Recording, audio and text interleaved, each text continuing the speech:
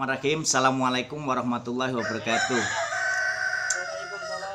Yang saya hormati Bapak Ketua STKIP Al-Hikmah, yang saya hormati Bapak Ibu dosen beserta jajarannya, yang saya hormati Mas Ketua BEM beserta jajarannya, yang saya banggakan Mas Saiful yang tadi sudah menyampaikan paparannya dengan luar biasa. Semoga menginspirasi teman-teman yang lain dan senantiasa sukses dalam berbagai situasi dan kondisi. Amin ya rabbal alamin. Teman-temanku yang hebat dan luar biasa, kalau kita berbicara masalah PKM yang sudah dipaparkan Mas Saiful tadi, menjadi sangat menarik ketika kita bagaimana merealisasikan mimpi dan cita-cita kita dalam segala situasi.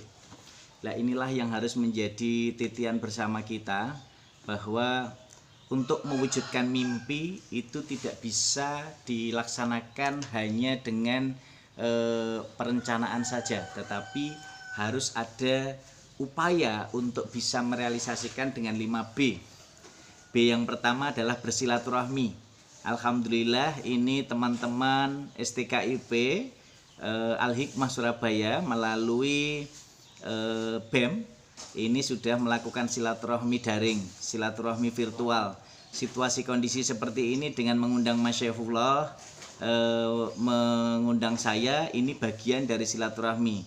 Di sini juga ada sejawat kami Mas Wido Hartanto yang keren luar biasa, yang senantiasa memupuk motivasi dan semangat para mahasiswa untuk berkarya dan berinovasi.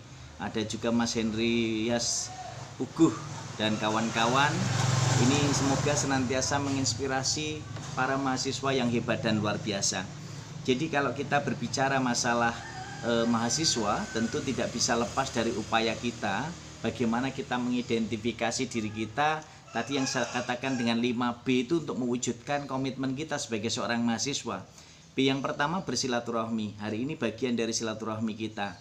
B yang kedua berkomunikasi.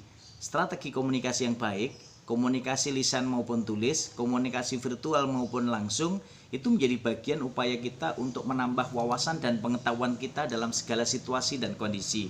Kemudian yang ketiga adalah berkolaborasi. Nah, inilah bagian upaya kita mengelaborasi, berkolaborasi dengan semua komponen, baik yang ada di STKIP Al-Hikmah maupun di kampus-kampus lain di seluruh Indonesia. Karena sebenarnya kita satu kesatuan untuk saling menguatkan satu dengan yang lain.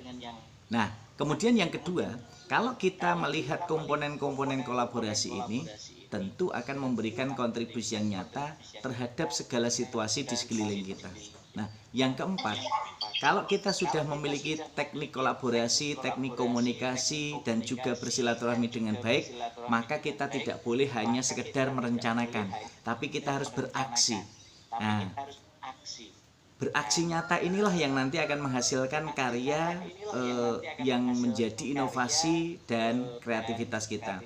Nah, kemudian yang kelima adalah berliterasi dengan Ratu Lisa, rajin menulis dan membaca. Karena dengan rajin menulis dan membaca inilah yang sebenarnya akan membuka cakrawala pengetahuan kita.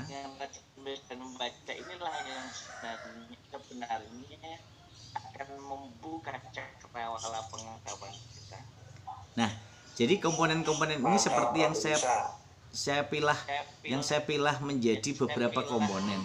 Ada mahasiswa biasa itu berbicara. Jadi kalau ketemu teman-teman kita yang mahasiswa mereka hanya pandai berbicara, itu ya berarti masih mahasiswa biasa. Tapi sudah punya rencana, tadi katakan Mas Syaiful, kita punya rencana ingin menulis PKM. Besok saya nulis PKM. Ditanya Pak Wido lagi, gimana? Ditanya Mas Bobi, gimana proposalnya kemarin? Itu mah masih rencana, Pak. Nah, realisasinya tahun depan. Nah, tahun depan ditanya lagi, manusia hebat itu, mahasiswa hebat itu yang merealisasikan. Nah, jadi ketika kita temukan masih dalam posisi merencanakan, berarti itu masih mahasiswa bagus. Tapi kalau kita sudah merealisasikan, itu berarti mahasiswa hebat.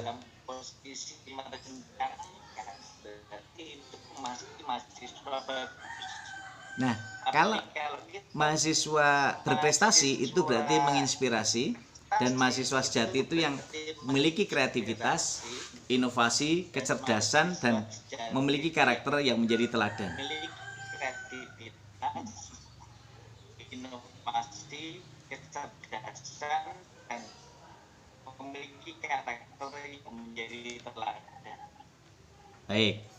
Nah, sekarang kita lihat sebenarnya mahasiswa itu menjadi salah satu pilar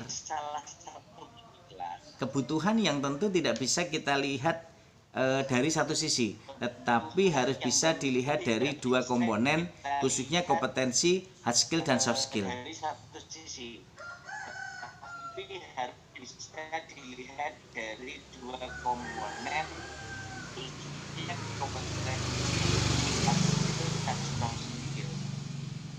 Nah, kalau kita lihat dari soft skill ini sebenarnya menjadi bagian bagaimana kita bisa mengelola keterampilan interpersonal kita dalam berbagai konteks kehidupan. Dan ini seperti yang disampaikan oleh Mas Saiful tadi, bahwa kita memiliki hard skill yang sejak kecil, sejak lahir sudah didampingi oleh bapak ibu kita.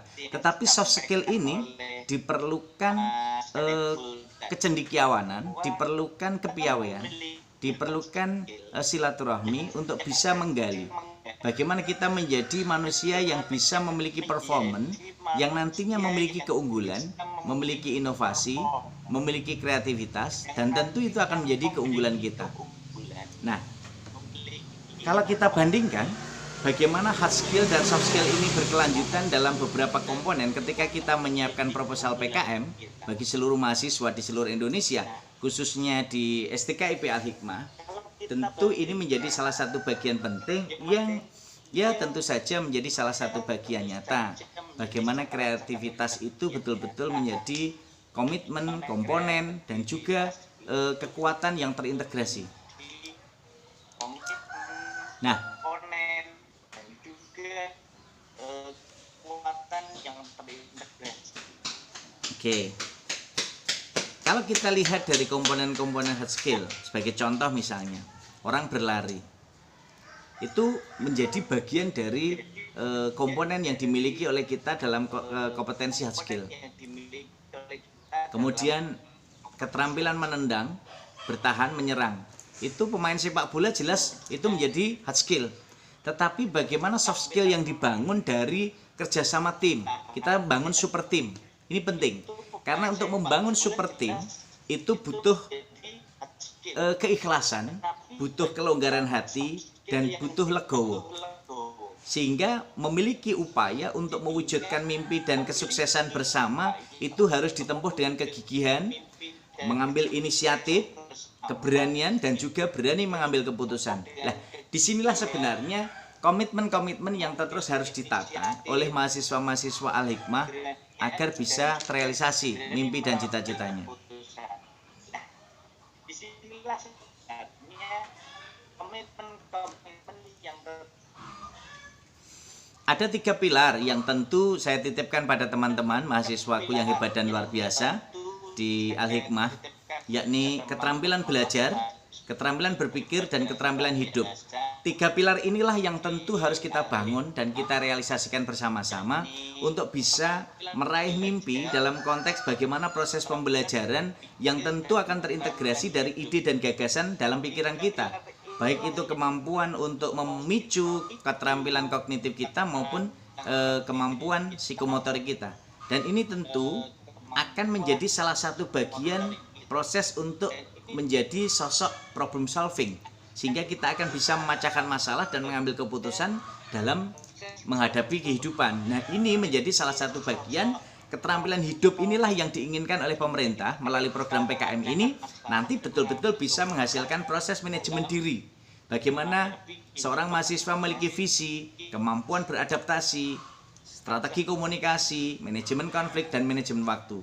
Nah, kalau itu semua bisa kita lihat, maka tentu realisasi dan perwujudan PKM ini yang tentu akan bisa memberikan dampak nyata bagaimana kita bisa merealisasikan segala situasi dalam berbagai kondisi itu bisa kita kuatkan. Melalui program kreativitas mahasiswa yang dicanangkan oleh Mas Saiful, ini kalau pengalaman saya sejak dulu ada PKM mulai dana 250.000, lalu ada 500.000, naik jadi 750, naik jadi 1 juta, naik jadi 1.500.000, naik jadi 3 juta, naik jadi 5 juta, naik sampai 10 juta, sampai maksimal 12 juta, sampai sekarang kembali ke 10 juta lagi maksimal. Nah, ini menjadi proses saat kita Peksiminas dan juga Pimnas tahun 1999. Saya masih ingat betul bagaimana ketika saya mengikuti kegiatan Pimnas dari tahun ke tahun, baik di Malang, di Bali, di Makassar, kemudian di Jogja, kemudian di Semarang, kemudian di berbagai wilayah yang tentu ada perubahan-perubahan signifikan, apalagi sampai posisi sekarang berubah sejak COVID-19 itu kita berubah menjadi daring. Nah, ini menjadi salah satu bagian penting yang tentu menjadi semangat kita. Seperti katakan Mas Syaiful tadi, ketika Pimnas dilakukan secara luring, itu betapa indah dan luar biasanya kita berjuang. Tadi diceritakan ketika kita presentasi, saya masih ingat betul anak bimbing saya di Makassar itu ketika dia sampai nangis. Loh, kenapa nangis? Karena terharu, karena plong. Seperti katakan Mas Syaiful tadi, di situ dikelilingi dari kampus-kampus besar, dari sekian banyak seluruh Indonesia, tapi dia menyiapkan sekian tahun perjuangan dari mulai mengumpulkan ide, kumpulkan dari proposalnya, lalu seleksi, didanai, lalu pendampingan dari hari ke hari, sampai tuntasnya bisa presentasi di Pimnas itu plong. Entah itu dapat medali atau tidak, tapi itu bagian dari kebahagiaan dan kebanggaan seorang mahasiswa. Jadi saya merasakan sendiri euforia teman-teman mahasiswa ketika apalagi sudah saat mau pengumuman medali emas itu semua berkompetisi dengan yel-yelnya. Ini menjadi salah satu bagian juga pertarungan dari sebuah kompetisi yang ada di kampus. Jadi bagaimana ketika orang mengatakan mahasiswa pasti UNS luar biasa, mahasiswa pasti STKP 5 jaya di udara. Wah, ini menjadi semangat-semangat yang luar biasa.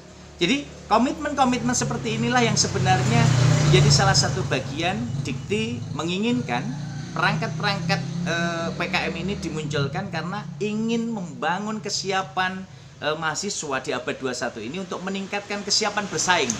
Jadi jangan kaget ketika kita harus bersaing. Kompetisi itu memang harus diikuti dengan persaingan. Jadi bagaimana ketika kita mengikuti penulisan proposal PKM ini bagian dari upaya untuk membangun kompetisi kehidupan kita. Karena disitulah yang sebenarnya menjadi sangat menarik ketika kita menjadi sosok-sosok yang tentu akan menjadi orang yang mampu berkompetisi dalam segala situasi. Kemudian terlatihnya mahasiswa untuk memecahkan masalah dan mengambil keputusan. Nah ini, jadi mengambil keputusan itu penting. Artinya memilih, memilah, lalu memutuskan. Memilih topik-topik yang menarik, aktual, kekinian, ini menarik. Tapi bagaimana memutuskan? Karena dikejar dengan waktu. Bagi contoh sekarang ini PKM kan terakhir nanti di input tanggal 28 Februari. Sampai saat ini mungkin ada anak-anak kita, teman-teman kita, bimbingan saya ini masih berkutat milah-milih judul belum selesai. Topiknya belum selesai. Padahal saya katakan minggu ini harus clear judul. Sehingga minggu depan proposal harus jadi, minggu depannya kita review bersama, kita finalisasi, lalu kita unggah. Nah, ada tahapan-tahapan. Karena apa? Biasanya anak-anak kita, dan saya juga mengalami sendiri dulu, sering terjadi ide yang brilian itu ketika sudah the power of kepepet. Yeah, the power of kepepet. Jadi kalau sudah kepepet itu betul-betul baru muncul ide-ide kreatif itu, dan itu menjadi bagian upaya yang ketiga, terdorongnya mahasiswa untuk memiliki kekuatan dalam membaca. Yang selalu saya gaungkan, ayo berliterasi dengan Ratu Lisa, rajin menulis dan membaca untuk kemajuan dan kejayaan Indonesia. Nah ini, karena apa? Dengan berliterasi dengan Ratu Lisa, rajin menulis dan membaca, itu akan membangun keabadian. Dan membacalah untuk menulislah untuk dibaca umat sepanjang hayat. Karena itu akan upaya membangun keabadian kita. Dan yang keempat, meningkatnya kemampuan berkomunikasi dan mengelola waktu. Nah ini, ayo para mahasiswa dulu saat saat luring, ini kan kalau datang ke kampus, belajar, pulang dari kampus, sudah deh selesai, masuk ke kos-kosan, ngerumpi, nek setelah itu ke warung makan, rutinitas. Jatahnya Jumat pulang, ambil uang jatah ke bapak ibu, balik lagi. Nah, cobalah dianalisis. apakah dalam seminggu itu mendapatkan sesuatu yang berbeda dari minggu sebelumnya? Lah ini bagian-bagian terintegrasi untuk kita mengelola waktu kita, manajemen waktu kita. Nah, teman-temanku yang hebat dan luar biasa, apalagi di situasi Merdeka Belajar Kampus Merdeka ini, seperti tadi sampaikan Pak Ketua, bahwa kita lulusan perguruan tinggi itu harus memiliki produktivitas tinggi. Dan ini menjadi bagian yang harus kita realisasikan dengan bagaimana kita bisa menghasilkan sarjana-sarjana yang unggul, kompetitif, adaptif, fleksibel, produktif, berdaya saing tinggi, dan memiliki karakter Pancasila. Nah, ini keinginan pemerintah, sehingga kompetensi hard skill-nya oke, soft skill-nya oke, manajemen skill-nya oke, komunikasi skill-nya oke. Nah, inilah yang kita harapkan bisa terrealisasi secara utuh. Nah, teman-temanku yang hebat dan luar biasa, untuk bisa mewujudkan itu teman-teman harus bisa menjadi mahasiswa yang kreatif. Melalui apa? Banyak hal yang bisa kita lakukan. Sebenarnya tidak hanya PKM. PKM ini hanya salah satu bagian untuk melatih kompetisi kita. Harapannya dengan terlatihnya kompetisi ini, teman-teman mahasiswa Al-Hikmah dan juga mahasiswa-mahasiswa di seluruh Indonesia mampu menghasilkan kompetisi-kompetisi lain dan mengikuti kompetisi-kompetisi yang lainnya. Dan inilah yang sebenarnya akan memberikan dampak positif untuk kita. Bagaimana kita bisa merealisasikan berbagai ide itu secara utuh. Karena disinilah yang sebenarnya nanti akan berdampak untuk kita. Bagaimana kita mampu mengelola imajinasi kita yang dikatakan bahwa itu minat kita, itu bakat kita. Minat dan bakat itu seiring sejalan harus kita kembangkan. Minat dan bakat itu menjadi bagian penting yang kita elaborasikan dengan ide, dengan pikiran, dengan penglihatan, dengan kata-kata, dengan pendengaran, dengan hati, dengan rasa, dan akhirnya muncullah sebuah ide gagasan yang brilian. Nah, kalau kita lihat secara teknis alur PKM kita, jadi kalau kita lihat alur PKM ini bervarian. Dari mulai kita mengajukan proposal, kemudian seleksi perguruan tinggi, masuk administrasi, kemudian lalu diseleksi proposalnya, dari sekian ribu, kadang ada 32.000 sampai 50.000 proposal-proposal yang masuk di nasional, lalu diproses. Setelah seleksi proposal diumumkan, lalu ada pelaksanaan proses PKM, kemudian ada proses evaluasi monitoring, kemudian ada pelaporan, dan akhirnya ujungnya di PIMNAS. Nah, kalau kita lihat itu semua, kita lihat bahwa ada 5 bidang proposal yang ditawarkan, seperti yang tadi sampaikan Mas Saiful, bahwa kita memiliki banyak hal yang bisa kita tawarkan. Ada PKM riset, baik riset eksak maupun riset sosial humaniora. Kemudian ada PKM pengabdian masyarakat, ada PKM kewirausahaan, ada PKM penerapan IPTEK atau PKM PI, atau PKM Karsa Cipta KC, atau PKM gagasan futuristik konstruktif. Nah, ini futuristik konstruktif yang betul-betul mampu memberikan masa depan, membangun ke arah masa depan, sehingga kontribusi di abad 21 itu betul-betul nampak. Nah, disinilah kekuatan kita untuk bisa kita realisasikan secara utuh. Nah, kemudian ada PKM karya tulis yang secara maksimal ini tidak dikompetisikan melalui PIMNAS, tetapi ini bagian dari proses insentif yang diberikan melalui PKM artikel ilmiah, PKM AI, dan PKM gagasan tertulis, PKM GT. Nah, teman-temanku yang hebat dan luar biasa, kalau kita lihat 5 PKM ditambah gagasan futuristiknya, ditambah PKM AI dan GT, ini menjadi salah satu bagian proses bahwa 8 PKM yang ditawarkan oleh Dikti ini akan mampu memicu kreativitas dan semangat kita untuk menghasilkan karya-karya yang hebat dan luar biasa. Teman-temanku yang hebat dan luar biasa, ini menjadi bagian penting bagaimana kita mencoba membangun kreativitas secara nyata sebagai mahasiswa, baik itu di Indonesia Tengah, di Indonesia Barat, di Indonesia Timur, di Indonesia bagian selatan, Indonesia bagian utara, Indonesia bagian atas, Indonesia bagian bawah. Seluruh masyarakat NKRI, khususnya mahasiswa yang memenuhi syarat, memiliki peluang untuk bisa berkontribusi dalam kegiatan PKM ini. Maka jangan sia-siakan kesempatan ini, ayo kita realisasikan, ayo kita ikuti. Dan ini jadi bagian penting bagaimana kita merealisasikan semangat kita untuk bisa menjadi mahasiswa abad 21 yang keren, hebat, dan luar biasa melalui prestasi-prestasi PKM kita.